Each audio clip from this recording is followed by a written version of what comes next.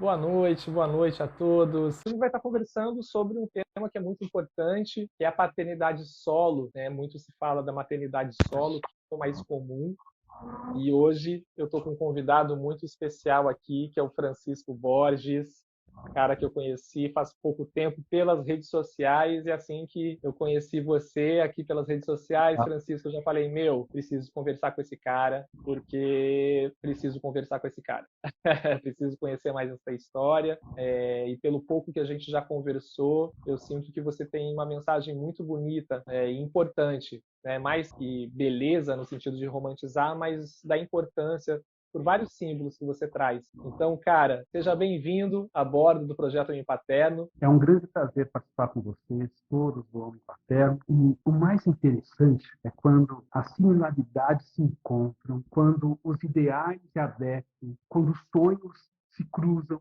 E é isso que está acontecendo aqui. Parabéns por cada coração que vocês conseguiram tocar, já enxergando a perspectiva dos próximos, que mais pessoas possam se sentir melhor preparadas nessa caminhada do paternato. Muito obrigado. Cara, eu queria que você começasse a contar um pouco da sua história antes de falar dos filhos, mas sobre você. É uma pergunta que eu sempre faço para os convidados, que eu acredito justamente que a nossa paternidade ela acaba sendo atravessada pelas nossas referências paternas. Isso não significa que as referências paternas sejam sempre os pais biológicos, ainda mais num cenário brasileiro com quase 6 milhões de crianças sem os pais na certidão de nascimento, ausência, violência, então a gente não pode colocar aqui que a referência paterna é o pai biológico. Então eu pergunto para você, meu amigo, quem é você e quem são as suas referências paternas? Eu sou Francisco Borges, no Homem Paterno. Eu sou aquele que, desde criança, entendeu que eu não estava nesse mundo só porque tinha espaço. Eu não estava por aqui só porque aconteceu de eu chegar. E desde muito pequeno, eu me entendia como um ser que poderia tocar pessoas também. E na trajetória da minha vida, eu muito me questionei. E por muito me questionar, eu encontrei algumas respostas. Me confundi no percurso também, porque é traço natural daqueles que se questionam. E aquele que busca questionamento não para indagar somente ao outro, mas para ter para si respostas, para melhorar o seu dia a dia, vai muito mais além e consegue enxergar as coisas com maior liberdade. Aos 3 anos de idade, eu fui deixado pela minha mãe biológica numa escada no bairro do Pacaembu. Eu me lembro que ela disse que iria comprar balas e que depois de algum tempo ela voltaria. Começou a entardecer, minha mãe não voltou. Isso aconteceu no ano de 1981. Eu fui levado para então a antiga FEBEM e ali fiquei dos 3 aos 6 anos de idade. Até que apareceu um casal que não podia ter filhos, já estavam juntos há 25 anos e me deu a oportunidade de tornar filho dele. E eu recebi uma família. Cara, para quem sempre viveu numa estrutura familiar, ter uma família já é maravilhoso. Quando você olha à volta, mesmo com 6 anos de idade, a gente tem uma percepção de que nós estamos em um lugar que não é o nosso. Estar em um lugar que não lhe pertence, que você não lhe pertence, é como se você estivesse, sabe quando a gente coloca um baú na nossa casa e você olha assim e fala, onde eu vou colocar esse baú? Em nenhum lugar cabe. É assim que a gente também se sente. A gente se sente parte de algo que não é aquilo que é nosso. E eu me senti assim com 6 anos de idade. E na instituição tinha um pé de fruta. E eu me sentava ali nos dias de sábado, quando tinha visita, e eu mesmo, aos 5, 6 anos, eu me questionava, por que eu estava ali? O que aconteceu com a minha mãe? Já que ela falou que iria comprar balas, onde que estava aquela bala? Estava tão longe que eu não conseguia me conectar de novo com ela. Ao mesmo tempo, eu sabia que eu tinha sido bem tratado. Por quê? Porque ela me criou até os meus 3 anos de idade. Ninguém joga uma criança fora aos 3 anos de idade se alguma coisa não aconteceu. Eu precisava de respostas e eu não tinha quem me desse a resposta. E aos 6 anos de idade, eu fui adotado por uma família negra, consciente, direcionada, construída, organizada, simples, e que me deu a possibilidade de me tornar filho. Ser filho é muito bom. E todos aqueles que existem hoje são filhos, não foram, são, porque mesmo após a morte dos pais, a gente continua sendo, a gente tem uma linhagem. E quando essa linhagem é apagada, como no meu caso foi, porque eu fui deixado ali, naquela escada, e eu não sabia falar meu nome. Eles deduziram que meu nome era Eduardo, então me deram o nome de Eduardo Souza Rocha. Eu não sabia quem eram os Rochas, eu não sabia quem era o Souza, mas eu sabia que Eduardo, eles deduziram que era Eduardo. Aí eu fui adotado, ganhei o nome de Francisco em homenagem aos meus avós adotivos, e o Eduardo foi mantido, então ficou Francisco Eduardo. Aí eu comecei a ter uma história. E quando estava tudo organizado, e eu estava feliz com o que eu estava vivendo, aos 12 anos de idade, minha mãe adotiva faleceu. Estava com leucemia, estava com câncer quando me adotou, mas mesmo com essa situação, ela quis adotar, ela quis mudar uma vida, ela quis me tocar. E ela conseguiu, porque quando a gente se abraçava, assim, a gente sentia uma energia, um toque. Muitas vezes, aos 6 adotados, quando estava com os 8, 10 anos, só da gente se olhar, eu percebia como minha mãe estava pensando.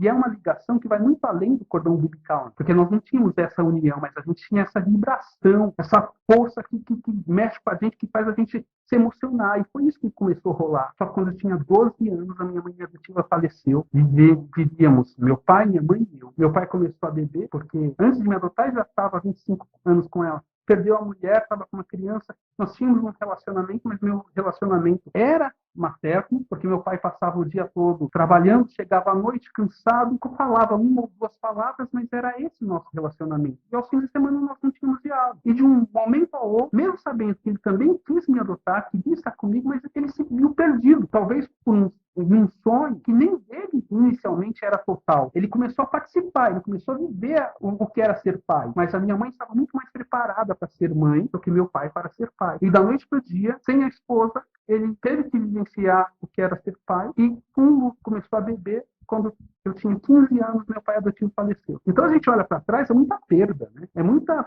perda que perpassa numa história tão curta. E uma tia adotiva, irmã desse meu pai, veio morar na casa que eles deixaram para mim. E nós tínhamos alguns conflitos, porque não era o sonho dela estar comigo, era uma responsabilidade. Então ser pai ou ser mãe ou ser tutor não pode estar restrito à responsabilidade do ato, tem que ter outra pegada. E foi por aí que o meu percurso foi sendo direcionado. É lógico que eu tive a oportunidade de dar, eu tive caminhos que me direcionaram.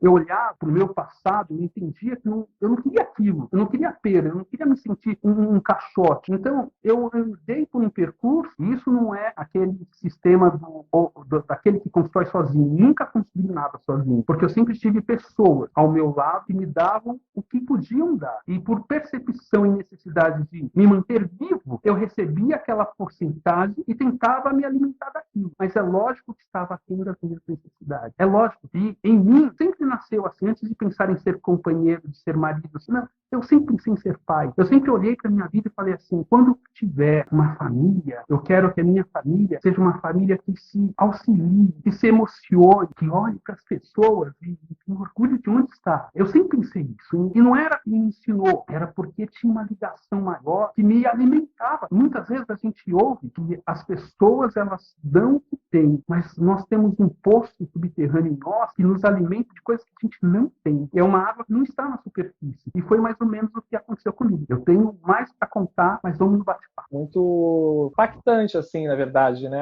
a sua história, porque quando eu olho para a minha história, por exemplo, né, eu costumo falar que um dos maiores privilégios que uma pessoa pode ter é ter sido amada na vida. Para uma criança, quando a gente olha para o nosso cenário brasileiro, principalmente dessa relação de pais e filhos, você ser amado, você receber afeto paterno é um privilégio. E a sua vida, ela foi marcada por lutos, né, cara? E duas coisas que me chamou a atenção, assim, da sua fala. Primeiro, tem uma grande amiga minha que ela faz um trabalho muito bonito, chama Doulas de Adoção, que é a Mari Muradas. E ela fala que todas as crianças, na verdade, precisam ser adotadas. Até as biológicas, até os meus filhos. Porque é uma intenção, né? Essa vinculação, ela necessita necessariamente de uma ação, de uma intencionalidade e de um cuidado, né, dessa presença, desse afeto. Então, isso eu acho muito legal, como ela fala, que a gente precisa adotar os nossos filhos, né, e isso necessariamente se constrói a partir desse vínculo que é estabelecido. Então, quando você me fala, né,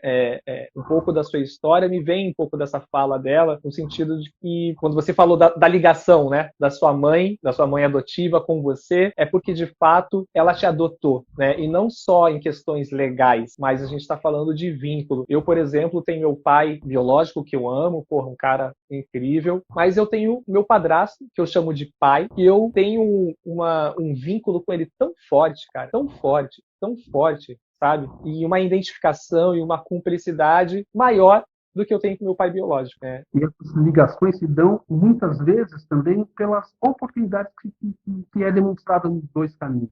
Eu costumo dizer que o olhar detalhado mesmo, o olhar com calma e a persistência do olhar do dia seguinte na construção de laços é muito importante, porque tem dia que a gente pensa em desistir de pessoas, porque a gente tem algumas frustrações, a gente olha às vezes para um filho, seja ele em qual via ele veio, porque filho é filho, e você olha e você o percebe tão distante do que você imaginou que seria, ou dos desejos que você colocou sobre seus sonhos, quando alguém tem, nem todo mundo tem sonho, acontece muitas vezes, mas é tão importante a gente olhar com atenção e entender que os laços, eles não se constroem da noite. Tem laços que eles são mais fáceis de serem feitos, mas todos os laços podem realmente acontecer. O olhar persistente, da atenção, juntamente com a persistência de continuar olhando no dia seguinte, faz toda a diferença. E os laços, os afetos, eles devem ser construídos assim. Deve ser construído na subjetividade, porque cada pessoa é uma.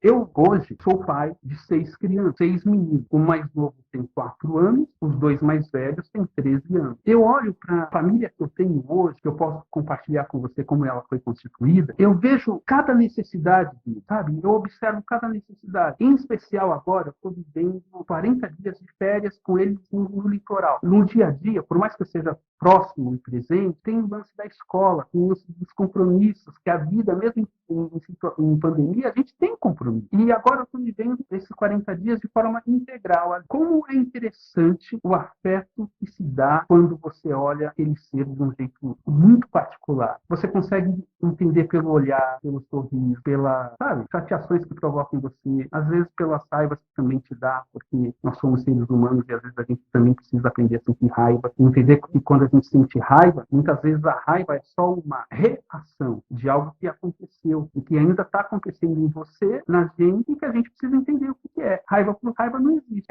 Alguma coisa te tocou e te gerou, e saber que ela vai passar. E é isso que eu estou tentando fazer. E está sendo muito gostoso, viu, essa experiência. Já iniciada há 13 anos como pai, já faz 13 anos que eu tenho essa caminhada. Ela começou com o Vitor.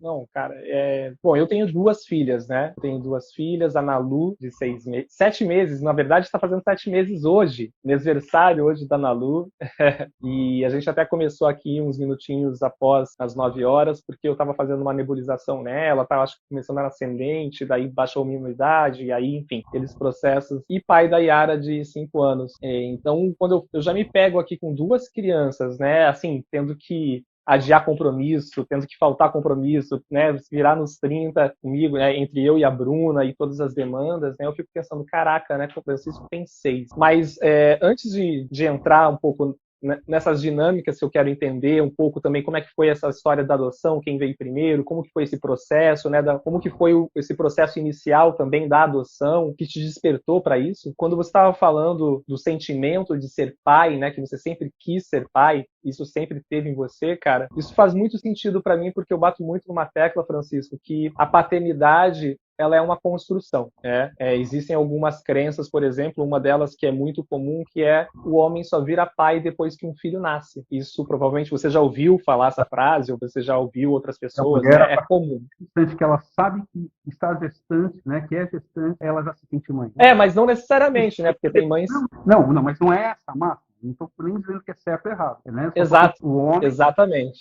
É esse pensamento que existe em parte, não é? Exatamente. E eu acredito muito que isso é uma construção. Por que eu falo isso? Porque, por exemplo, quando eu ouço você, né, eu falo, cara, eu sempre tive esse chamado, né? Eu sempre sonhei em ser pai. Quando eu converso com homens tentantes, que são, às vezes, casais, que estão tentando engravidar, e é uma galera que, às vezes, fica anos tentando engravidar, e eu ouço esses caras falando, a forma como eles falam, como eles se comunicam, como eles falam desse filho que ainda nem chegou, eu vejo a paternidade ali mais do que alguns pais, alguns homens que já são pais com filhos nascidos. Mesmo porque cada indivíduo, ele tem em si uma história também, como isso foi gerado nele, quais experiências ele teve como filho, como ele enxergou seu pai numa trajetória, que tipo de pai ele teve, qual é o meio que cerca esse ser humano, em que momento da vida dele ele se entende como preparado para isso. Não dá para a gente dizer que todas as pessoas se tornam pai no momento que o filho nasce ou no momento que sabe que será pai, não é verdade?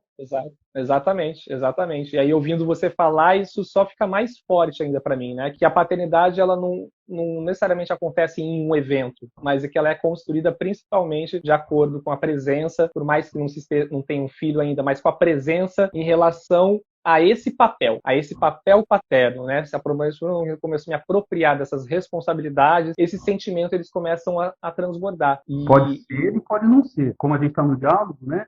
Eu acho muito interessante o que você falou, mas eu ainda acho que as pessoas são diversas e plurais. Então, se uma pessoa ela vai se identificar como pai no terceiro mês da gravidez, quando na mente dele ele tem aquela consciência de que a chance de perda é menor, também é justo e concreto na individualidade dele. Seria muito igual a todos se a gente falasse. Tudo tem um porquê. Tudo que a gente sente, ou tudo que a gente vive, ou demonstra, muitas vezes tem uma história atrás. Por que muitos homens se sentem pais só após o terceiro mês de gravidez? Talvez ele teve uma imagem paterna, um histórico paterno de tantas perdas. Perdas da ausência, perdas daquele homem que era o pai, que tinha várias famílias e que deixava faltar dentro de casa, ou aquele que espancava a mãe. Então, para ele sempre viveu a perda. E ele relaciona, muitas vezes, essa perda ao que, clinicamente, também acontece. E nos primeiros 3 meses está mais suscetível a uma perda. Olha como é interessante isso também, né?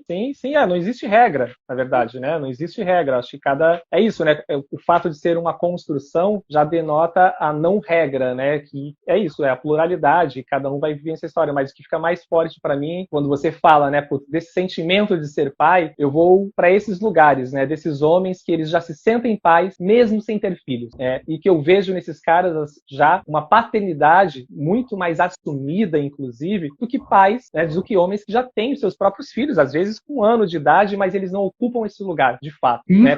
Principalmente relacionado a afeto, a presença, né, a disponibilidade afetiva, a equidade de cuidados, né, porque é a forma que eu enxergo a paternidade dentro de uma perspectiva mais ampla e não simplesmente como aquele que provém financeiramente, como aquele que está ali ocupando esse papel, um único papel, na verdade, né? Que é esse que provém, que é esse que dá a estrutura, que é super necessário, mas que para o desenvolvimento da criança, e quando a gente está falando em criação de vínculos saudáveis, né, de desenvolvimento, inclusive, enfim, para um bom desenvolvimento dessa criança, é importante que tenha não necessariamente de um pai, né, Francisco, assim, mas de pessoas que ofereçam, né, esse cenário positivo para o desenvolvimento, mas como a gente está falando de paternidade, eu acho que é uma responsabilidade paterna oferecer isso também, sabe? Também. E aí, uma coisa que eu também acho interessante, porque talvez as pessoas que estejam nos assistindo, ou pessoas que vão nos assistir depois, elas também podem olhar e questionar assim, eu sempre quis ser pai, mas a partir do momento que eu me tornei pai, perdi o tesão de ser, sabe?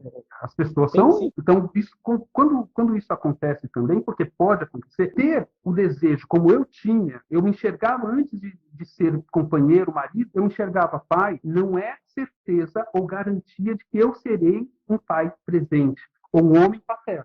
Sim, sem dúvida. Mas vamos lá, me conta um pouco, cara, dessa sua história, como que começou essa... Bom, da onde veio, acho que já tá claro, já tá nítido, assim, mas conta um pouco dessa história da adoção. Quem foi seu primeiro filho? Como que foi esse processo? E aí depois eu tô curioso para saber por que foi 2, 3, 4, 5, 6. Eu acho que de repente vem até mais por aí, porque assim... eu fico, assim, muito impactado, né, cara?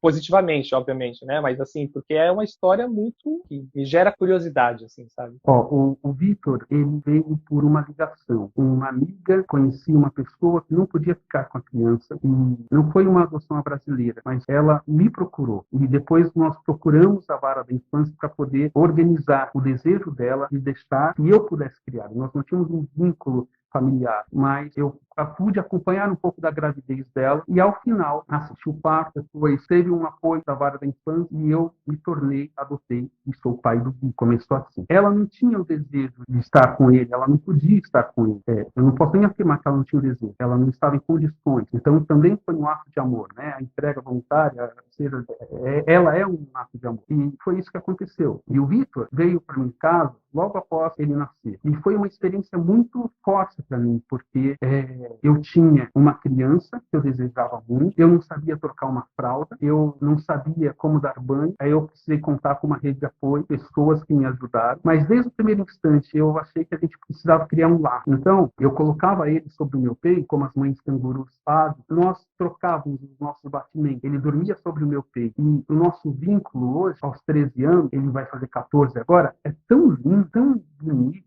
é tão intenso, ele sabe da história toda dele, ele sabe de como ele foi gerado, porque é uma história, e a criança ela precisa ter direito ela tem o direito de ter contato com a sua história.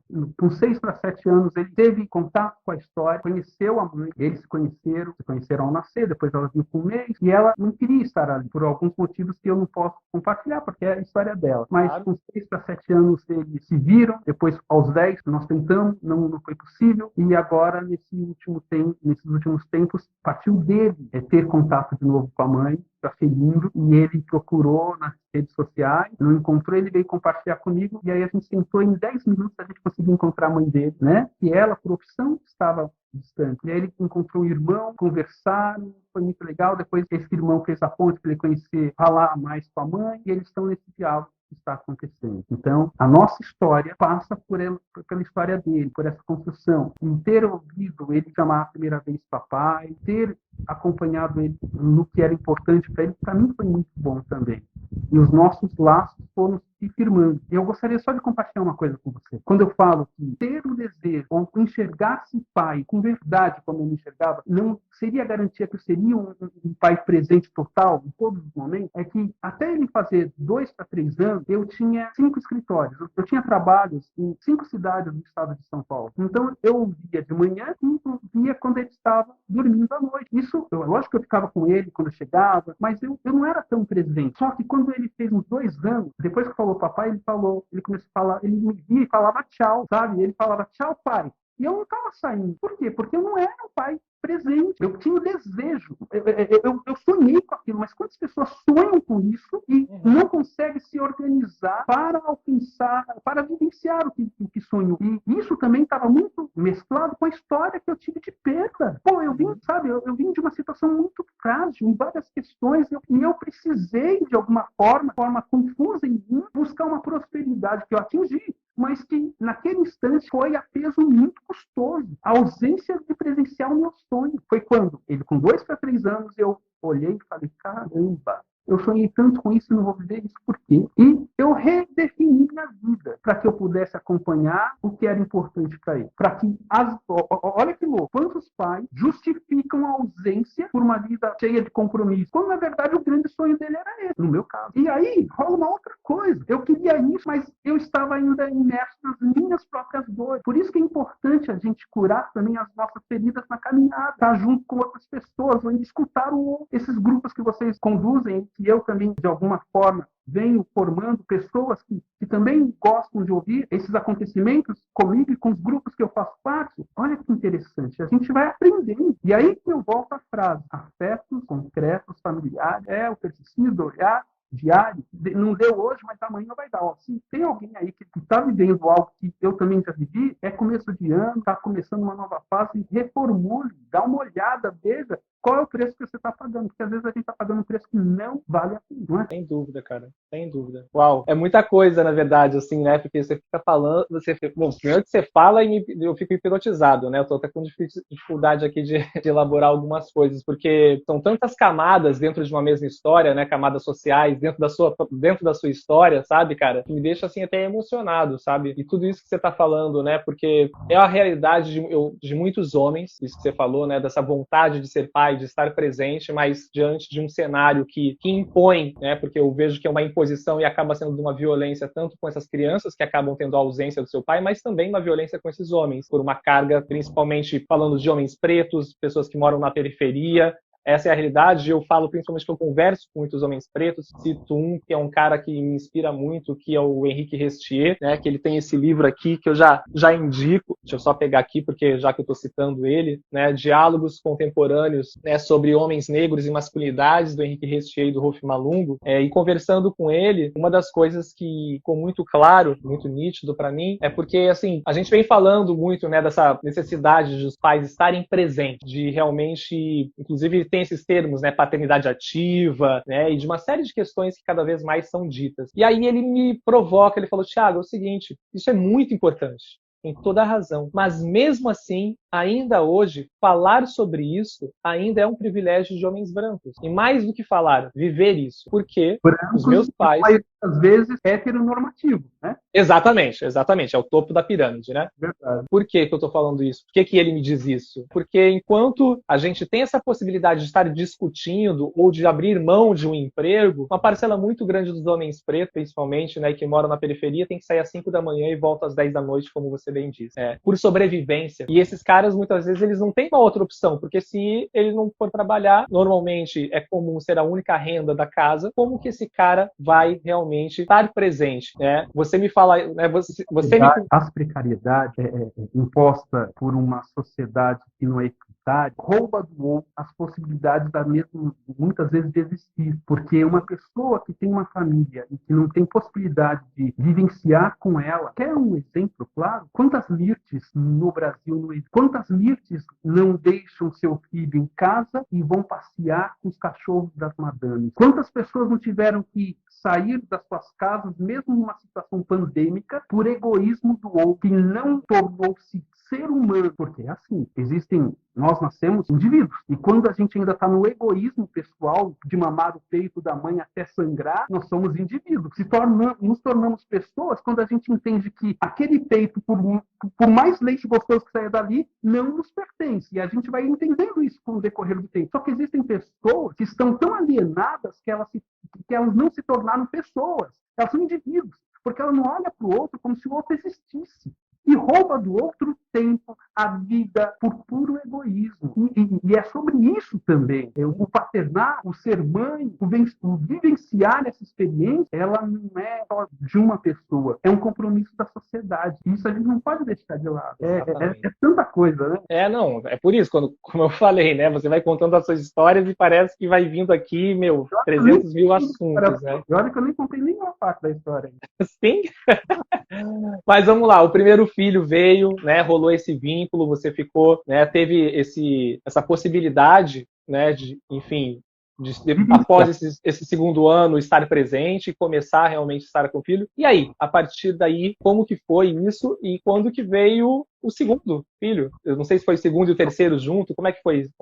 Eu sempre sonhei em ter uma família maior, mas eu também entendia, depois desses 2 anos, que viver ausente, mesmo presente, não era o caminho, porque existe isso também. Então eu dei tempo ao tempo. Eu precisei de 10 anos junto com o Vitor para nós vivenciarmos tudo aquilo que a gente precisava viver e nos tornarmos o que somos hoje, para trazer à tona esse meu sonho, partilhar com esse meu sonho. A possibilidade desse sonho se tornar realidade. Então, a primeira vez que eu falei com ele sobre isso, ele tinha 10 anos. E automaticamente ele falou não. E eu entendo o não dele. Eu também acho que eu falaria não no primeiro instante, porque, eu tinha um pai que era só meu, um pai que estava ali. E os nossos laços, eles foram muito construídos depois desse segundo ano em ser, independente das condições que poderíamos ter em algum momento, era mais o ser do que o ter. Mesmo ele tendo possibilidade de estar estudando isso, aquilo, o outro, vivenciando experiências legais para ele, era o ser. Então a gente tinha isso. Então, da noite para o dia, o cara vira para mim e fala que quer ter mais filho, por quê? Eu não presto, não está sendo significativo para ele.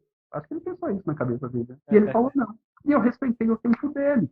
Voltei a falar depois de 4 meses. E aí, entendendo que ele achava que iria perder, eu fui partilhando com ele que não haveria perda. Experiências que ele viveu de forma solo, ele poderia expressar mais livre junto. Prova disso é que ele aprendeu realmente a brincar com a chegada dos outros irmãos, dos 2 outros irmãos, que foram o Gabriel, que chegou para a gente, como para mim, com 11 anos, 4 dias antes de fazer 12 anos, e o Michael, que chegou com 8 para 9 anos. Então, a chegada do Gabriel e do Michael proporcionou a gente experiências outras. E é muito interessante, porque eu primeiro trabalhei com eles que as perdas não iriam acontecer. Iria ter um compartilhar. E que todo mundo fala que a adoção é um ato de amor. Eu também acredito que seja, mas eu também acredito que seja um ato de responsabilidade social. O amor, ele vem sendo construído com o diário, sabe? Com aquele laço que a gente vai tendo, com as pausas, o tempo, porque quando a gente fala de adotar uma criança pequena, é um tipo de laço, é um tempo menor, muitas vezes, de laço que a gente vai precisar. Quando o Gabriel chegou, ele chegou com 11 anos, junto com o Michael, que eram irmãos biológicos, que foram submetidos a várias fragilidades que o Estado, por ser omisso, não possibilitou que eles tivessem. E mãe dependente química, padrasto que expôs sexualmente parte da família, ou seja, muita marca ali. Eles chegaram fragilizados. Gabriel, com 11 anos, fazia xixi na cama toda noite. E eu, por mais que eu me preparei para isso, né? Porque eu procurei a vara da família, fiz um curso que é dado de 2 meses, comecei a participar de cursos de pretendência de adoção, ouvi, li, assisti vídeos, eu me preparei. Só que o ato dele vir mijar urinar toda noite, na teoria eu estava preparado, mas na prática não. E eu entendia racionalmente que era por medo de tudo que estava acontecendo com ele. Imagina uma criança, um adolescente, pré-adolescente, com 11 para 12 anos, que já é asseado, que tem identidade com o próprio corpo, não controlar a urina à noite. Ele viveu toda a história dele urinando à noite. Depois de 3 meses que ele estava aqui, ele parou de fazer xixi na cama. Mas antes dele parar de fazer xixi na cama, mesmo eu não entendendo pessoalmente, eu fui parceiro. Ia, às vezes acordava ele de madrugada para ir ao banheiro, às vezes não, para ir ele também entendendo o seu próprio corpo, mas estava passando para ele a segurança da rotina, que ele não vivenciou rotinas na vida dele. E aí ele começou a vivenciar isso. Com 3 meses, ele parou. Esse foi, entre mim e o Gabriel, o principal laço inicial. Laço que trouxe outros laços para a gente. O nosso maior ganho para ele, para mim, foi uma vitória. E depois disso, outras vieram. Ele tem 3 anos de defasagem na escola, então ele chegou no 4º ano sem saber ler e escrevendo muito, muito mal. Ele chegou e veio morar com a gente no dia 18 de março de 2020. Então, no dia que foi decretada a pandemia no estado de São Paulo, nos foi concedido a guarda. Era muita coisa acontecendo, mas ao mesmo tempo a gente teve esse tempo, sabe, de estar junto. E eu fui com ele, estudando, mostrando, e ele aprendeu a ler. O Maico aprendeu a ler comigo. Então, foram outras vitórias, outras coisas que a gente foi, sabe, vivenciando. E isso criou laço. Hoje faz 1 ano e 10 meses que eles 2 estão comigo. 1 ano e 10 meses de convivência. Hoje mesmo, eu estou aqui em São Paulo hoje, mas como eu falei para você, a gente está no litoral. Eu só vim para São Paulo hoje para a gente poder bater esse papo, porque aqui a internet é mais estável, então a gente está falando demais. Então eu estou aqui, mas antes de estar aqui, hoje cedo ele deitou ao meu lado e a gente começou a trocar uma ideia, um papo, sabe, umas coisas muito legais. Estou falando do Gabriel. E a gente tratou de assuntos que foram tão ricos. Um deles foi o que é sensação e o que é real. Ou, às vezes, ele tem o hábito de ficar com a cara feia quando está com fome. E aí, ele achava que ele estava bravo. Aí eu fui explicar para ele, numa troca de ideia, que ele só estava com fome e não estava bravo. E quando ele estiver bravo, tudo bem também estar bravo, porque a gente fica bravo. E quando ele ficar com raiva de mim, porque ele pode ficar, e eu também posso ficar com raiva dele por alguma situação, os nossos laços não estão quebrados. E foi um papo tão legal que, ao final, ele falou bastante coisa, eu falei algumas, e aí eu falei, você quer falar mais? Tal. Ele falou, não, pai, eu só quero te dar um abraço. A gente se abraçou, sabe? Sabe as coisas assim? Isso é legal? Isso é muito legal. Incrível. Isso é muito legal. É a confiança, né? O vínculo, é o amor, mas principalmente eu acho que, né, como você trouxe o medo dentro do início da relação de vocês, eu acho que isso é a prova que esse medo ele foi totalmente superado e ressignificado, que ele realmente virou do medo, de uma insegurança, você é o porto seguro, porque para uma criança, fazer isso, né, e criar esse espaço, vocês criarem esse espaço, é amor, né? É confiança, é a coisa mais linda, cara. É muito bacana mesmo, muito bacana. Mas amanhã a gente pode ter outros obstáculos e a gente vai ter outros. É assim, não é? Sempre. Isso é diário. Os obstáculos, acho que os desafios, eles fazem parte do desenvolvimento, inclusive, né? E aí, então, 3. E aí eu continuei ativo no cadastro, porque eu queria... Porque isso foi agora, né? Você está falando de 2 anos atrás. Eu continuei ativo e tive contato com a Vara da Infância, me procurou lá do Espírito Santo, falando de um grupo de irmãos que já estavam abrigados há muito tempo e eles provavelmente não tinham pretendência nacional nem internacional. E aí eu pensei, refleti, falei, o meu ideal era esperar um pouco mais. Mas vou começar a conversar. Vamos ver como que é. Comecei a conversar, depois de um tempo fui ao Espírito Santo, depois de um bom tempo de aproximação virtual, já que estamos em pandemia, fui até lá, ao abrigo, com autorização da Vara da Infância do Estado, e tive aproximação com um grupo de 3 irmãos, um de 3 anos, que tinha 3, agora tem 4, um de 5 e um de 10. E eles são os meus novos 3 filhos, João com 4 anos, Davi com 5 e o Miguel com 10. E está sendo uma pegada assim, muito gostosa. Legal. E você tem uma rede de apoio, Francisco? Você tem uma rede de apoio para te dar esse suporte? Eu tenho pessoas que trabalham comigo, que trabalham em casa, né? Hoje a gente mora num lugar chamado São Francisco Xavier. Quando eu decidi que a minha família iria aumentar, saí desse lugar que eu estou hoje, que é o nosso apartamento aqui em São Paulo, e decidi morar na roça. A gente foi para um lugar chamado São Francisco Xavier para vivenciar a nossa família, porque esse período é muita informação, são muitas pessoas, muitas individualidades, e o ambiente da roça é mais calmo, mais tranquilo, todos estão na escola, todos estão com as suas atividades normais e, ao mesmo tempo, nós estamos vivendo a nossa família. Não vamos, a ideia é permanecer em São Francisco Xavier por um total de 2 anos. Já estamos há 1 ano em São Francisco Xavier, depois a gente volta, e tudo transcorrer como a gente pensa, para São Paulo, para vivenciar outras experiências. Cara, que legal. Deve estar sendo muito, muito intenso, né? Essa vivência com 6 crianças. E como é que é a relação deles, né? Porque, assim, é uma relação, a gente está falando dessa relação dos seus filhos com você, mas tem as relações entre eles. Como que está fluindo isso, cara? Olha, eu imaginei que o Gabriel e o Vitor, por terem a mesma idade, diferença apenas de 34 dias, eles não são Vitor, o meu primeiro filho, o que eu respeitei também na adoção? Nenhum fosse mais velho que o Vitor, para que o Vitor entendesse também que ele chegou primeiro, que ele estava ali, que era o local dele, e que os outros entendessem que estariam chegando. Então, o Vitor e o Gabriel, eles tinham a mesma idade. Eu achei que eles iriam se dar melhor, mas o Vitor se dá muito bem com o Mike, que tem 10 anos, não é 11, tem 10. O Gabriel, ele é muito parecido com o Miguel, que acabou de chegar, que tem 10 anos. Todos se dão bem, todos conversam. O Vitor conversa com o Gabriel quando os assuntos dele são interessantes para ele, mas no dia a dia, eles estão se descobrindo, eles estão se pertencendo. Agora, como os dois estão começando, voltaram às aulas há alguns meses, estão começando a olhar para as meninas, tendo interesses próximos, então os diálogos começaram a rolar mais entre eles. Quando eles querem me convencer mais assim sobre um assunto, eles já entenderam que juntos eles são mais fortes. É isso, né? Os pequenos, um de 4, outro de 5, eles já conversam mais entre eles. E a gente faz tudo junto, assim. A gente vai à mesa juntos, a gente tem rotina em casa, sabe? Por isso morar na roça, por isso que a gente optou por isso. Muito legal, cara. Muito legal. E você, ao longo da sua jornada, assim, você deixa eu só contextualizar essa pergunta, né? Porque tem algo que eu venho estudando também, que se chama o mito da incapacidade paterna, que é a crença que nós homens não temos a capacidade, literalmente, de cuidar, né? E eu entendo que o cuidado, ele não está relacionado a gênero, ele está relacionado à humanidade, né? Todas as pessoas têm a capacidade de cuidar.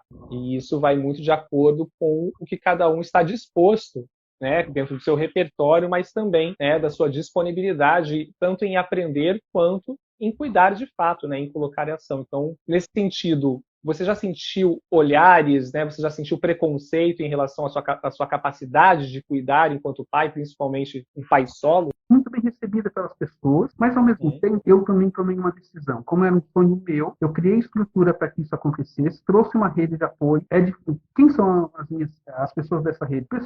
Pessoas da terapia que a gente faz, coordenador pedagógico da escola, pessoas que trabalham na nossa casa, trabalham em outros lugares que a gente habita. São pessoas que querem muito bem a nossa história, que vivem essa nossa história. Antes da adoção, seja do Gabriel e do Mike, ou do João, Davi e Miguel, que chegaram agora, eu não fui perguntar para as pessoas o que as pessoas achavam, porque era um sonho meu, e não por autossuficiência, mas é porque eu sei que eu ouviria muito: você não vai conseguir, não vai dar certo, as coisas não vão fluir como você está pensando. Olha, nesse 1 ano e 10 meses da chegada do Gabriel e do Mike, eu posso te afirmar, sem nenhuma falsidade, tivemos muito mais vitórias do que percalço. Muita conquista muito bonita. Com os 3 que chegaram, por também serem com uma outra idade, eles ficaram abrigados. O Miguel ficou abrigado 4 anos, ele tem hoje 10. Então, grande parte da história dele passou-se num abrigo. Então, a estrutura de família, os laços que estão sendo construídos, é muito, muito bonito o que está acontecendo. Eu não tenho as respostas de tudo, eu não entendo o que preciso ter, mas eu me capacito com pessoas muito melhores ou mais preparadas que eu. Nesse fim de semana, lá no litoral, nós estamos numa situação de aconchego, mas eu reuni algumas mães e alguns pais solos. E nós, enquanto as nossas crianças estavam brincando, a gente ia trocando ideia, a gente ia conversando, e eu aprendi tanta coisa, sabe? Eu dividi tanta coisa com essas pessoas, estou só citando assim, né? Então, tudo isso é troca, tudo isso é aprendizado. Sem dúvida. E eu vejo que é isso, na verdade, que vai fazer com que a gente construa a nossa própria paternidade. Eu sempre falo que se alguém prometer para você que vai ensinar você a ser pai, saia correndo, né? Porque ninguém ensina ninguém a ser pai. Eu acredito nisso que você falou, nessas trocas de experiências, nesse compartilhamento de experiências, nessa rede de apoio que a gente vai adquirindo ao longo da nossa vida por identificação, por proximidade, né, por semelhança. Mas são essas trocas que vai enriquecendo e que, inclusive, vai ampliando o nosso próprio repertório, né, tanto afetivo como de cuidado com nossas crianças, sabe, cara? Então, eu acho que é por aí mesmo, né? O que a gente está fazendo aqui, né, de compartilhar experiências, né, de você compartilhar suas experiências, eu compartilhar as minhas, né, ir nos grupos, nas redes de apoio paternas, isso acontece também de uma forma muito incrível. Eu não consigo ver outras possibilidades para que a gente realmente construa possibilidades mais saudáveis, vamos dizer assim. Não é saudável a palavra correta, talvez, mas enfim, mas que vá ao encontro dessas palavras que eu trouxe lá no início, né? Da presença, da equidade, do afeto, né? Da disponibilidade afetiva, dependendo, claro, das limitações de cada um se coloca na sociedade, mas que isso seja os principais marcadores das paternidades, sabe? Então, eu fico muito feliz aqui de conversar com você, Francisco, de conhecer um pouco mais sobre a sua história, porque me inspira muito, sabe? E eu acho que todas as pessoas que nos acompanharam aqui serve principalmente para os homens, eu acho, né? Você traz muitos recados, assim, pelo menos é como eu enxergo, sabe? De que é possível a gente fazer a diferença na vida dos nossos próprios filhos, das nossas próprios filhos e na nossa vida também. E, consequentemente, da sociedade, entendendo que, enquanto pais, nós somos agentes transformadores, pensando em legado, né? Porque um dia a gente vai morrer, os nossos filhos, teoricamente, vão depois que a gente. Então, o que a gente quer deixar para esse mundo, né? O que a gente está semeando aqui, não como salvadores, que eu acho que é importante, né? De colocar você como herói e eu como herói, né? Porque você está fazendo isso dentro de um chamado pessoal seu, dentro de algo que te convocou, né? É uma convocação a ocupar esse lugar. Pela existência, né? Isso Exatamente. Exatamente, né? Então, essas trocas, né? Quando a gente se conheceu, quando eu ouvi a sua história assim, rapidamente, falei, cara, olha só que história inspiradora para pais que de repente estão na dúvida, que já têm seus filhos, mas que de repente fala, cara, putz, não sei se eu quero. E tudo bem, é natural, como a gente já conversou, vir essas dúvidas. Eu já tive essas dúvidas, porque no dia a dia a gente está exausto, cansado, fala, caraca, né, brother, tipo, eu amo, né? Tem uma frase famosa, né, que algumas mulheres usam, que é, putz, eu amo meus filhos, mas às vezes eu detesto ser mãe, né? E é natural que venha esse sentimento, porque demanda, né? Vem sentimentos, vem raiva, né? E sentir raiva de um filho é algo que já gera uma culpa automaticamente, né? Como que eu estou sentindo raiva da pessoa que eu mais amo e da pessoa que, teoricamente, só deveria amar, né? O que eu faço com esse sentimento? Mas faz parte disso. Então, eu acho que a gente conversar aqui com toda essa transparência, né? E você colocar essas histórias, assim, de uma forma tão nítida, tão transparente, sabe? Eu acho que isso transforma realmente, e eu acho que é isso que a gente está buscando aqui, né, cara? Então, fala um pouco aí, porque assim, até há pouco tempo atrás, eu não sei se está aberto o seu perfil, mas o seu perfil estava fechado, ele está fechado ainda, como é que as pessoas fazem, como é que está esse processo aí se as pessoas quiserem te seguir, conhecer um pouco mais da sua história, enfim. Se as pessoas quiserem ter e sentir assim, uma vontade de conhecer um pouquinho mais da nossa rotina, do jeito que a gente vive, do jeito que a gente realiza as nossas atividades, tarefas, cola no nosso Instagram, tá aí, né? Tá todo mundo acompanhando pelo Instagram. Começa a seguir a gente, começa a observar como que a gente está vivendo. É só uma forma, né? Talvez seja um pouco diferente da sua,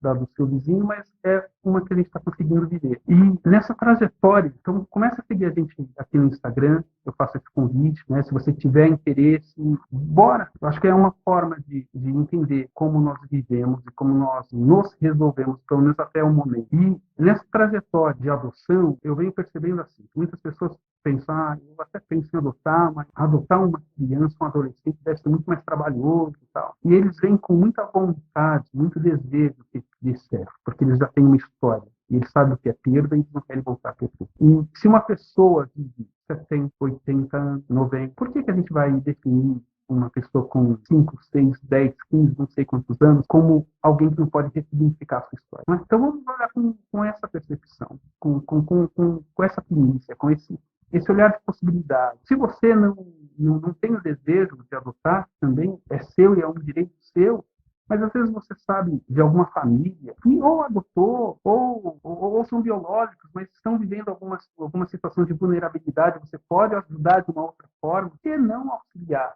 Não é? Às vezes a gente pode, hoje, eu sou jornalista, sou pesquisador de história da arte, e agora estou fazendo direito, estou no 5º semestre de curso de direito pela FMI. Se eu estou tendo a minha possibilidade de olhar para a minha vida e não deixar os meus sonhos morrerem, é porque eu tive possibilidade de sonhar. Às vezes a gente pode tocar alguém possibilitando que ela também tenha a possibilidade de sonhar. Às vezes você pode ir numa instituição que você acredita que é boa, que é positiva, e apadrinhar de alguma forma, abrir portas de um curso para um adolescente em vulnerabilidade, situação de dificuldade, tudo isso você também está contribuindo, também está somando. E você não precisa viver o paternato no seu dia a dia constante, porque talvez o seu ritmo é outro, e tudo bem também. Existem outras formas de a gente somar, mas o que a gente não pode fazer é passar por essa vida e não contribuir com nada. Então é isso, Francisco. Cara, as portas estão abertas sempre que você precisar. Maravilha, meu Eu não amigo. vou te procurar só quando eu precisar, não. Eu vou te procurar, mesmo que sem falar com você, através dos trabalhos que vocês desenvolvem, porque eu aprendo, eu ouço, eu me questiono, eu redefino, e isso eu acho que é muito, muito, muito importante. Finalizando, eu escutei de uma mãe esses dias que foi adotada e hoje tem o seu filho, e quando ela era pequena, chegou na família que a adotou, e cobraram muito que ela comesse de gato e fato, porque era um padrão para essa família. Só que ela me contou, numa conversa que a gente estava numa mesa na praia, ela falou assim, mas como que eu ia saber comer de gato e pato se eu só comia sardinha e bebia água? Talvez a gente tenha que parar para pensar que as nossas realidades, às vezes, não é a realidade da maioria das pessoas. E de que maneira a gente pode tocar o outro e influenciar positivamente a vida do outro. Vamos parar para pensar e vamos refletir sobre isso. Obrigado pela oportunidade. Um beijo, forte abraço para todos vocês